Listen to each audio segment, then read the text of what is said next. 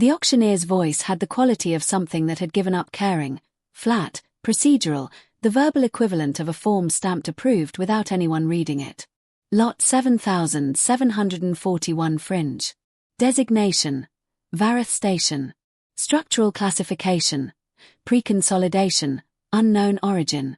Atmospheric integrity: partial. Legal status: unclaimed, 112 galactic standard years. Bidding opens at 40,000 credits. Nobody moved.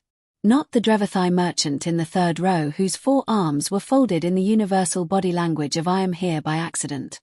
Not the Sulcan Consortium representatives who'd come for lot 7742 and were simply waiting. Not the insurance assessors.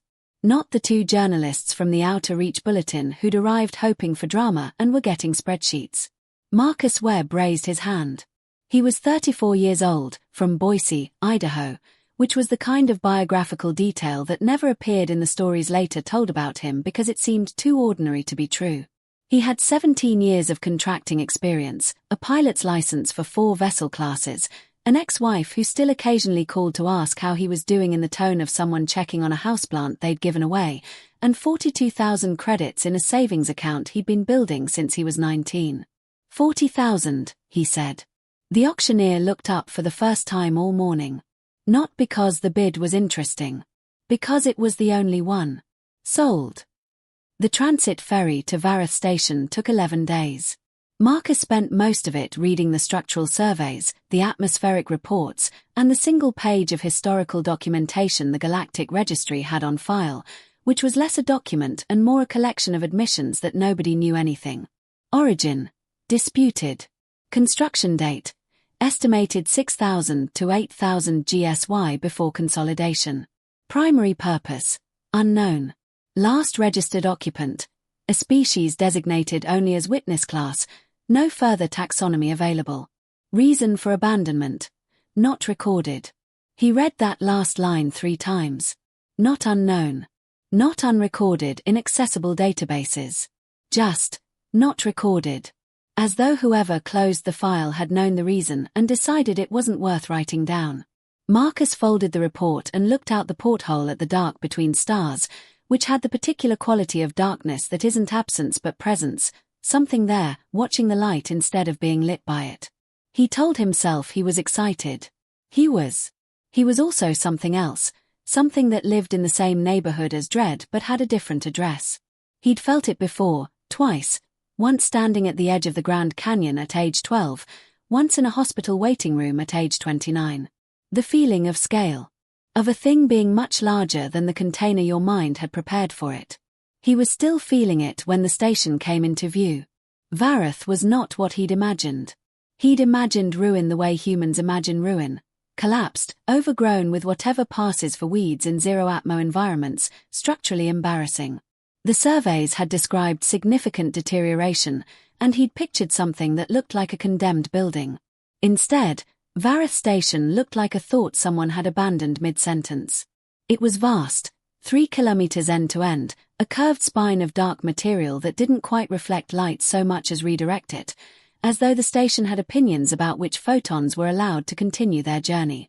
Docking arms extended from the central hub in asymmetric clusters, not the uniform spokes of modern station design but something more organic, more deliberate, like fingers arranged for a specific grip that Marcus didn't have the anatomy to understand. Nothing was collapsed. Nothing was broken. It was simply stopped. Like a clock someone had taken the battery out of. Marcus docked manually, because the automated systems didn't respond, and stepped into the airlock wearing a suit he'd bought secondhand and checked 4 times. The interior atmosphere was thin but breathable, some system somewhere still running, still doing its small maintenance work in the dark, in the silence, for over a century, for reasons it had never been asked to explain. He walked through empty corridors for 6 hours. The architecture wasn't built for human proportions. The ceilings were high, not oppressively so, but with the extra meter that suggests a species that needed to feel unenclosed, that needed the sky even indoors. The floors had a slight texture, almost like braille, patterns repeating in sequences Marcus photographed methodically without understanding. The walls were the same dark redirecting material as the exterior, and in some corridors they curved inward at the top, meeting not at a right angle but at something closer to an embrace. Whoever had built this had not wanted corners. Marcus stood in what he believed was the central control hub, circular, ringed with stations he couldn't operate, a ceiling that opened in a perfect circle to a reinforced viewport showing the stars, and felt, very distinctly, that he was standing inside a sentence in a language he hadn't been told existed. Then every dormant screen in the room turned on simultaneously. Not with light. With texture. Patterns moving across the surfaces like water finding its own level, like something waking up slowly and deciding, in real time, whether it wanted to be awake. Then a voice. Not from speakers. From the room itself, or from somewhere in the frequency between sound and the memory of sound. You bought it. It wasn't a question. It was the tone of someone confirming a thing they'd predicted long ago and weren't sure whether to be pleased about. Marcus stood very still. "Who's there?" he said, which was inadequate. But human mouths default to the inadequate when the adequate hasn't been invented yet.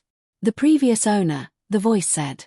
"I've been waiting to see what species would be foolish enough, or brave enough, or sufficiently unable to distinguish between the two, to make the purchase.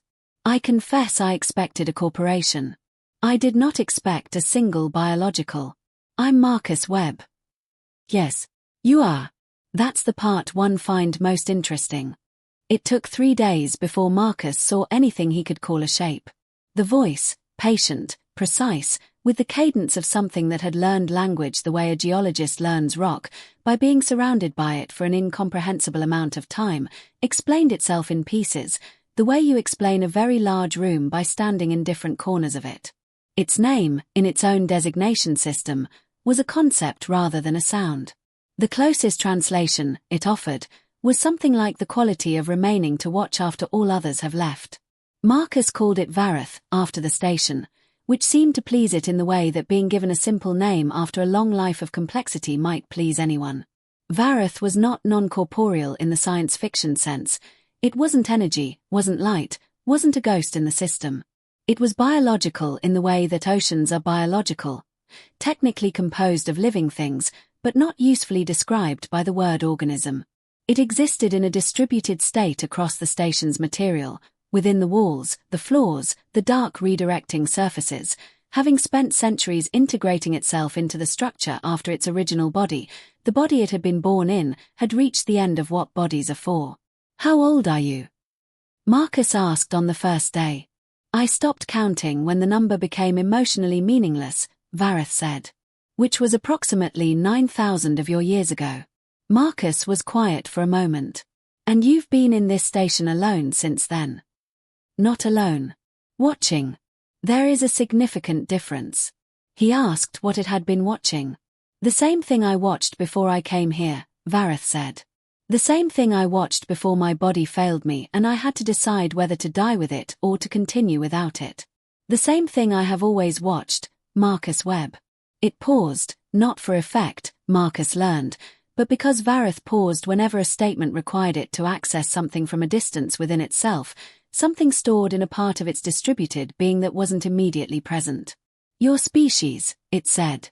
"I have been watching humanity." On the second day, Vareth began teaching him to read the flaws. The braille-like texture Marcus had photographed and catalogued was a record. Not a language exactly, more like a continuous annotation, a margin note written across every surface of the station over thousands of years, added to whenever Vareth observed something it needed to remember. "This pattern," Marcus said, crouching near the central hub's floor, tracing a repeating motif with one gloved finger. "It keeps showing up. What does this one mean?" "Recursion," Vareth said. "Something that returns to its origin without recognizing the origin. Something that believes it is moving forward when it is, in fact, completing a circle. That sounds like a warning." "It is an observation. The difference matters." On the third day, Vareth showed Marcus the observatory. It was a room he hadn't found in his initial survey, not because it was hidden, but because the door was flush with the wall in a way that required knowing the floor pattern to locate. Inside, the entire curved ceiling was transparent, and the stars were not filtered, not framed, not made comfortable by any architectural mediation. They were just there, in their actual number, their actual density, the galaxies sweeping overhead in a brightness that made Marcus feel briefly and completely like a creature that had climbed too high. And in the floor of the observatory, worked into the texture in patterns more complex than anything else in the station, was a map. Not of space. Of time. Or rather, of events. Connections between events across centuries, across species, across distances that made the word across seem presumptuous. At the center of the map, repeated, threaded through every major cluster of events like a signature or a virus or a root system reaching from an invisible seed. A small, recurring symbol that Marcus didn't recognize. "What is that?" he asked. "That symbol in the center. It's everywhere." Vareth was quiet for long enough that Marcus looked up from the floor. "That," it said, "is why I kept the station. That is why I did not simply let it decay when my body failed. That is why, when the registry finally listed it for auction, I configured the systems to wait, to remain dormant until a specific kind of buyer arrived." "What kind of buyer?" "A human one." Another pause, longer, deeper, reaching further into itself. "The symbol is your species, Marcus. It is the oldest notation I have for humanity. And I drew it for the first time not 100 years ago. Not 500. Not when your kind first reached for space. The stars overhead didn't move. They never moved, from any one perspective. They only appeared to move when you moved yourself. I drew it," Vareth said, 7,000 years ago. When humans had not yet invented the wheel. Marcus didn't sleep well that night, which was how most important nights in his life had gone. He lay in the bunk he'd set up in what he designated as crew quarters, a room built for being slightly taller and with a different center of gravity, so that the bunk's support structure was wrong in ways that weren't uncomfortable, just persistently incorrect, and stared at the ceiling and tried to arrange what Vareth had told him into something his mind could hold. 7,000 years ago. Pre-civilization. Pre-writing. Pre-cities. The species that would one day build starships, walk on their moon, argue about taxes, invent jazz and bureaucracy and 17 distinct varieties of cheese, that species had already been noticed. Catalogued. Considered significant. By something that watched from a distance. By something that had built a station at the galactic fringe specifically to continue watching. He got up at what his body estimated was 3 a.m. and walked to the observatory and sat on the floor under the stars and said, "To the room, to the station. Tell me what you saw. From the beginning. All of it." "That would take longer than your lifespan," Vareth said. "Then tell me what matters." A long silence. The kind of silence that isn't empty. "What matters," Vareth said slowly, "is not what humanity did. It is what humanity is. Those are not the same statement. Many species do remarkable things. Humanity is something that has no other instance in my 9,000 years of observation." "Which is what, exactly?" "You feel your way to truth," Vareth said. "Every other species I have observed, and I have observed 41, arrives at knowledge through one of two paths. Logic, the systematic elimination of incorrect conclusions. Or pattern recognition, the identification of recurring structures. Your species uses a third path that I did not have a name for until I watched you long enough to understand it." Marcus waited. "You suffer your way to understanding," Vareth said. "You take the thing that breaks you and you make it into a tool. You take grief and you build philosophy. You take fear and you build religion, and then you argue with the religion, and the argument produces science. You take anger at injustice and the anger becomes law, and the law becomes a framework for the next argument. You do not move from A to B. You fall.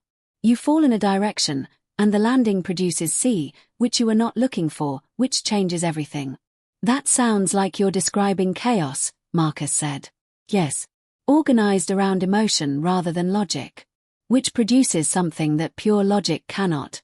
Genuine novelty. A purely logical system, given enough time and information, becomes predictable. Your species, given enough time and suffering, becomes something that was impossible to predict from its starting conditions." Marcus thought about this. That could describe creativity. Lots of species are creative. Creativity within known parameters. You create outside your parameters. You break your own frameworks and then use the broken pieces to build new ones. No other species I have observed does this with such consistency. Most, when their framework breaks, collapse with it. Or retreat. Your species builds a monument to the collapse and then uses the monument as a foundation. Marcus was quiet for a while. You said you first noticed us 7,000 years ago. What did you see? Nothing dramatic, Vareth said. That is the point. I saw a small group of humans on a continent your kind would later call Africa, doing something I had never observed in a species at that developmental stage. Which was burying their dead with objects the living needed. Marcus frowned. Grave goods. That's a well-documented archaeological. You misunderstand. I do not mean the act of burial. Many species have burial rituals. I mean the specific objects they chose. They placed beside the body the tools the living would need most. The best spear. The freshest food. They gave away functional necessity in exchange for an idea. The idea that the dead could still use things. The idea that love was more real than survival. Varetha's voice, if it could be called that, carried something Marcus was only beginning to recognize. A quality of long-held astonishment, the wonder of a being that had had 9,000 years to become cynical about the universe and had, despite everything, failed to manage it completely. That is not a logical conclusion. No other species at that developmental stage had reached that conclusion. Most species at that developmental stage were still operating on pure biological imperative. You were already making irrational sacrifices for a concept. Grief. Grief that produced meaning. Meaning that produced ritual. Ritual that produced social cohesion. Social cohesion that produced civilization on a timeline no other species has matched. A pause. You built your civilization on the back of sorrow, Marcus. Every other species built theirs on the back of survival. The difference is not minor. Over the following weeks, Marcus repaired what could be repaired in the station. The docking systems, 3 of the atmospheric processors, a communication array that had been offline for 60 years, and Vareth watched him work and occasionally offered information about the station's mechanics that was either extremely helpful or extremely cryptic, with no reliable way to predict which. And in the evenings, or what Marcus designated as evenings, he sat in the observatory and Vareth told him history. Not human history as Marcus knew it. The negative space of human history. The places where humanity's ripples had reached even when humanity itself hadn't. 5,000 years ago, a species called the Drevithai, not the current Drevithai, but their ancestors, a civilization then still in early interstellar expansion, had encountered human philosophical texts through a chain of translation, acquisition, and cultural exchange so convoluted that no single entity had orchestrated it. The specific texts were Stoic philosophy, arrived at the Drevithai homeworld through 3 intermediary species, translated so many times that the original attribution was lost. The Drevithai had no framework for the core Stoic argument, that the appropriate response to suffering is not to eliminate it but to change one's relationship to it. It had fractured their dominant philosophical school. The fracture had lasted 200 years. From the fracture, 3 new schools had emerged, one of which produced the mathematical framework that was now the foundation of Drevithai faster-than-light navigation. We caused that. Marcus said. You influenced it. There is a difference I want you to hold precisely. You did not intend it. You did not direct it. You were not present. What humanity produced, a philosophy born from centuries of collective suffering and the need to survive that suffering with sanity intact, traveled beyond you and collided with another civilization's assumptions and produced something neither could have produced alone. A butterfly effect. A human metaphor for a human pattern. Yes. But butterfly effects are typically small, the flap of a wing becoming a storm. What I am describing is different. What humanity produces is not small at the origin point. You produce enormously destabilizing ideas, structures of meaning so powerful that when they encounter another species' intellectual landscape, the collision is tectonic. He told Marcus about the Sulcan, whose crisis of reproductive ethics 4,000 years ago had been quietly but definitively shaped by encountering human concepts of individual bodily autonomy, Concepts that the Sultan had found so alien, so inexplicable, and so compelling that they'd spent 3 centuries arguing about them before emerging with a legal framework that had halved their Civil War casualty rate. He told Marcus about the Veth conclave, a species now extinct, whose collapse had been accelerated, though not caused, by encountering human economics.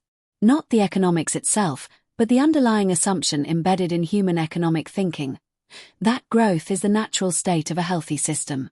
The Veth had adopted the assumption without the context, without the centuries of human failure and correction and crisis that had taught humans, slowly and badly, what growth's limits were. They'd optimized without knowing that the optimization required occasional catastrophic failure to self-correct. We gave them a tool without the instruction manual, Marcus said. You gave them a philosophy without the scar tissue that had made the philosophy functional. The philosophy wasn't functional in isolation. It required your specific history of suffering to work as intended. Marcus sat with this for a long time. That's not our fault. No, it is not fault. It is consequence. I want to be precise. I am not here to assign blame. I am here because I have spent 7,000 years watching a pattern, and I have never found a framework adequate to contain it, and I have found that the only beings capable of understanding it are the beings who embody it. Which is why you waited for a human buyer. Yes, why not just contact us? Earth is contactable. The Galnet reaches us. You could have sent a message. I could have, Vareth said. But a message can be ignored. A property deed cannot. You are here, Marcus, because you chose to be here. Because something in your specific human psychology, your specific irrational blend of ambition and stubbornness and financial optimism, drove you to spend your savings on a ruin at the edge of known space. Another pause. This one carrying something almost like warmth. You are here because you are exactly the kind of human I needed. Not a diplomat. Not a philosopher. Not a corporate representative. A contractor who looked at something broken and saw something worth fixing. You wanted someone who would stay. I wanted someone who would listen. He didn't go back to the observatory that night. He sat in the small transparent room and looked at the relays he had apparently built. Not him, not his hands, not his generation or his civilization or anything he had any memory of being, and tried to feel something appropriate to the occasion. What he actually felt was tired. There was a specific kind of tiredness that came not from exertion but from the collapse of context, the tiredness of being handed a map and realizing that every road you thought you knew was labeled wrong. He'd felt it once before, reading a medical report about his father, sitting in a hospital hallway, understanding that the story he'd had about how things were going was simply incorrect and had been for months. How? He finally said. Vareth had been waiting. The collapse was not a war. Or rather, it was not a war in any sense you would currently recognize. What your ancient civilization did was build a system of such interdependence, such perfect optimization, that when one critical element failed, the failure propagated. What element? The one thing your species has never successfully optimized, in any era. A pause that carried, Marcus thought, something like grief. Each other. You built an interstellar civilization on the same foundation you build everything. On emotion. On the intensity of connection between individuals. It was your greatest strength. When the connections began to fracture, not from war, not from external threat, but from the ordinary entropy of scale, the way love becomes obligation when it is spread too thin, the fracture was total. You could not hold the civilization together because the civilization had never been held together by anything except the force of human relationship. We got too big. You got too lonely, Vareth corrected. There is a difference. Your civilization didn't collapse because it was too large to manage.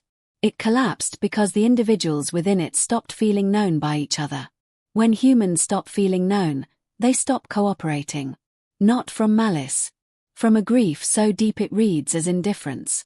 A long silence. The last records I have from your ancient civilization are not records of war or political catastrophe. They are records of a population that had simply stopped. That had looked at the vastness of what they'd built and felt, individually, completely, and simultaneously, that they were alone inside it. Marcus pressed his hand flat against the transparent wall, against the site of the relays. And we, just, went back. Not deliberately. The institutional structures failed first, then the technology dependent on them, then the social frameworks, then, over generations, the knowledge. It took 4,000 years.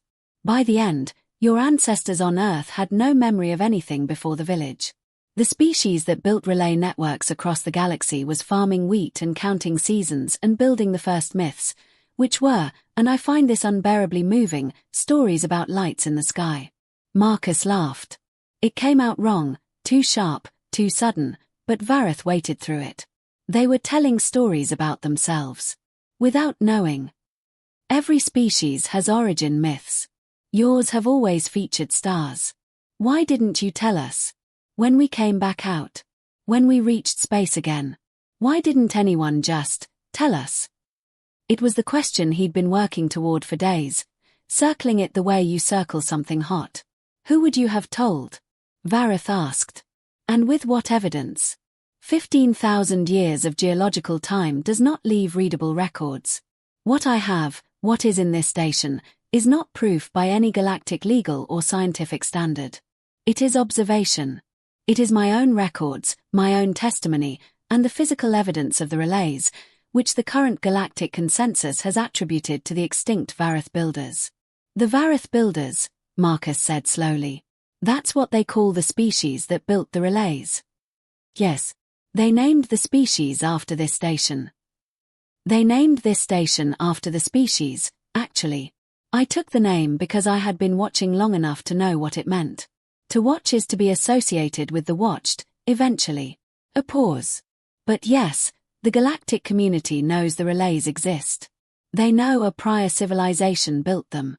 They have decided, based on the available evidence, that civilization is extinct. They are wrong, but they are not unreasonably wrong. The evidence they have supports their conclusion.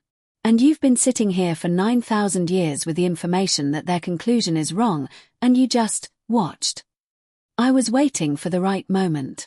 That's a very long time to wait for a moment. I am very old, Vareth said, simply. And I have learned that the right moment for a truth of this size is not when the truth is ready to be told. It is when the listener is ready to carry it. Why now? What's changed? Humanity has changed. You have been spacefaring for 300 years. In that time, which is a blink, by my measurement, you have already begun replicating the patterns of your ancient civilization. Not the surface patterns. The deep ones. You are building relationships across species.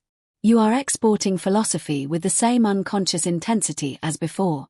You are, and this is the part that made me decide to list the station for sale, you are beginning to build systems of interdependence whose scale you are not yet acknowledging.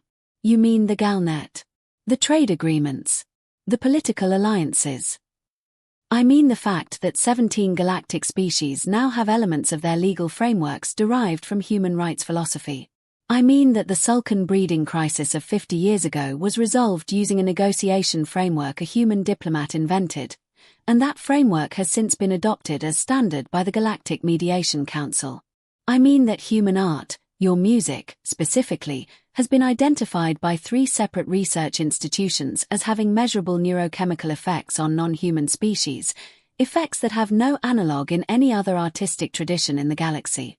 We're doing it again. You are doing it again. With one critical difference. We know it this time. You know it now, Vareth said. Because you are sitting in this room. Because you had the irrational stubbornness to buy a broken starport with your life savings. Because I built this station on the exact coordinates where your ancient civilization's last signal was transmitted 15,000 years ago, because I wanted the record to exist somewhere, in something, so that when the time came, there would be evidence. Marcus looked at the relays again. At the ancient light, still traveling, still communicating, still doing the work it had been built to do by people who couldn't remember building it. What was the last signal? He asked. The one that was transmitted from these coordinates. What did it say? Vareth was very quiet. It was not a message to another species. It was an internal communication. Personal. Between 2 individuals, the last 2 administrators of what had been your civilization's coordinating council. By that point, the council had no one left to coordinate. It was just them, in contact with each other because, Vareth paused. Because they did not want to be the last one alone. What did they say? The direct translation is difficult. The closest I can render in your current language is, "Are you still there?" And the response, I am still here." Marcus said nothing for a very long time. Outside, the relays carried their ancient light across the galaxy, the way they had for 15,000 years, the way they would continue to as long as the stars permitted. The message they'd been built to carry had long since been delivered. But the carrying continued, because that is what infrastructure does. It outlasts its original purpose and becomes the ground on which new purposes are built. "Okay," Marcus finally said.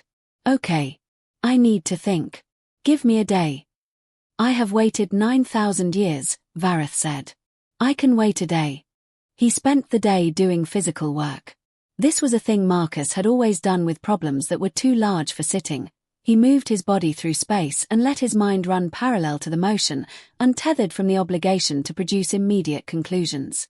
He repaired a secondary atmospheric processor on the station's eastern arm, replaced 3 sections of conduit that had been degrading since before he was born, ran a diagnostic on the docking systems that he already knew would come back clean.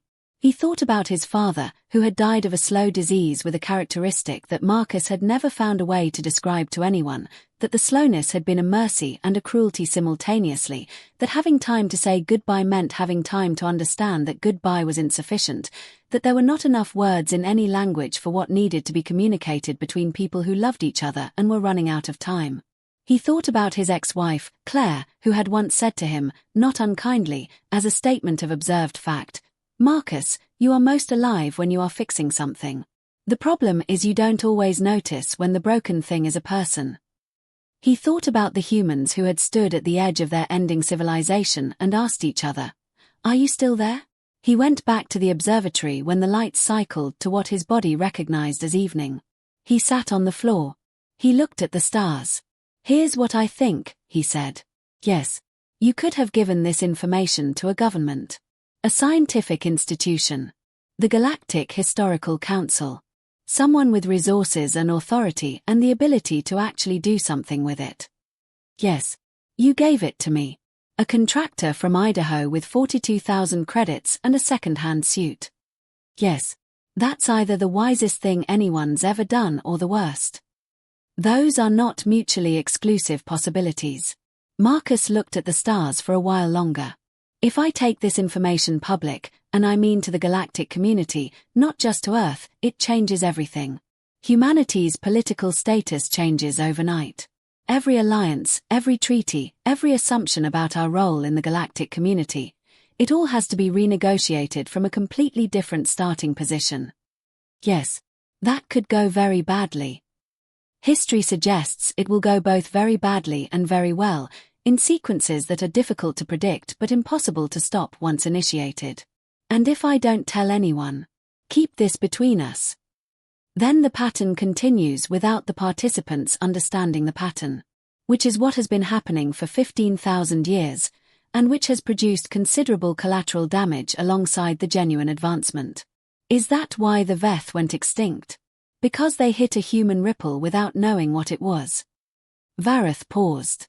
The Veth conclave's extinction was multi-causal. But yes, one of the causes was encountering a conceptual framework that had been road-tested across centuries of human failure and stripped of that context before delivery. A thing your species knows, usually through painful experience, is that your most powerful ideas are dangerous without their history, without the scar tissue. So the argument for telling the truth is that it provides the context. The scar tissue. The argument for telling the truth is that your species, uniquely, cannot properly understand what it is doing without knowing what it has done. You are the only species I have observed that learns recursively, that can take its own history as a tool for reshaping its future behavior. But you require the history to do it. You have been operating without the most important chapter of your own story. Marcus was quiet. And you think knowing will change how we operate? I think knowing will change how you choose to operate. Which is different. I am not predicting outcomes. I am providing a variable. The unstable variable. You were always the unstable variable, Vareth said, with the warmth he'd been hearing more of lately, the warmth of a being that had loved something for a very long time from a very great distance and was only now permitted to be in the same room with it. I am simply telling you the equation you are part of. Marcus stood up, walked to the observatory's edge, where the transparent ceiling met the station's frame, where the stars were closest. I'm going to need help, he said. I can't be the only one who knows this. That would make me the single point of failure. That's bad engineering. Agreed. And I need actual evidence. Not just your testimony. If I go to the galactic community with a story and a feeling, I'll be dismissed. There is evidence. The relays themselves, properly analyzed with equipment you do not currently have access to, would show construction signatures consistent with human physiological architecture, the specific tool use patterns, the proportional mathematics, the aesthetic choices embedded in the engineering. It would take time, and it would take cooperation from institutions that may not welcome the conclusion. But it's possible. It is possible. And you'll help. I will do what I have been doing for 9,000 years, Vareth said.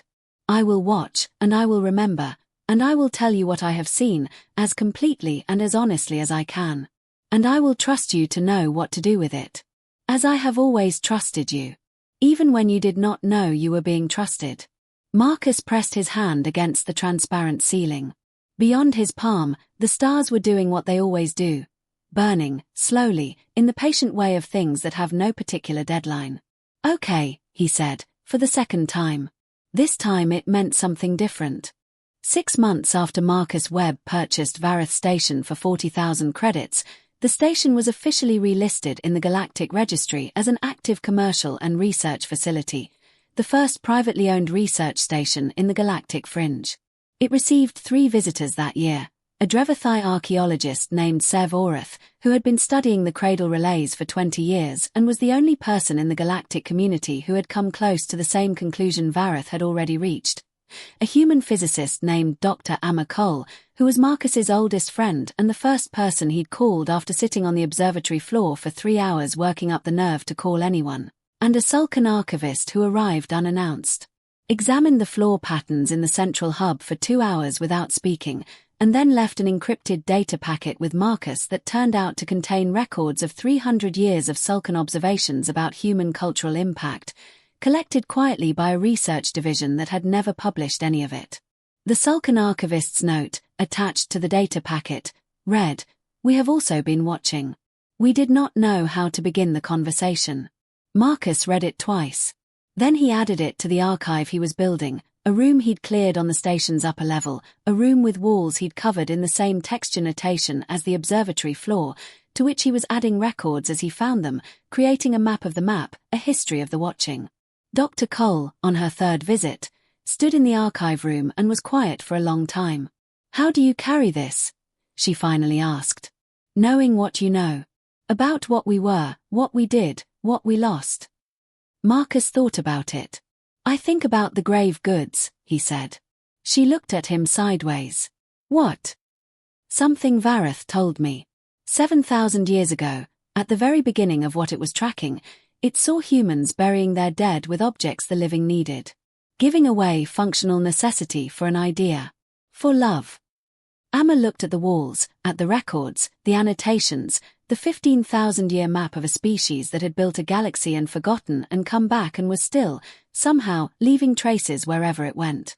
"We've always done that," she said. "Yeah." Marcus looked at the walls too. "Even when we don't know we're doing it. Even when we don't remember why we started." He paused. "That's the thing Vareth couldn't explain. Not fully. Why we kept going. After the collapse, after the forgetting. Why the species that lost everything didn't just stop. Why we farmed the wheat and counted the seasons and told the stories and eventually, improbably, impossibly, came back. What's the answer?" Marcus smiled. It was the smile of a man who had spent 42,000 credits on a broken building and found something he hadn't been looking for and wasn't entirely sure he was equipped to hold and was going to hold it anyway. "It's the same reason we buried them with the tools," he said. "Because we can't help it. We feel things, and the feeling becomes doing, and the doing builds something, and something built becomes a legacy, and a legacy is just love with a longer half-life.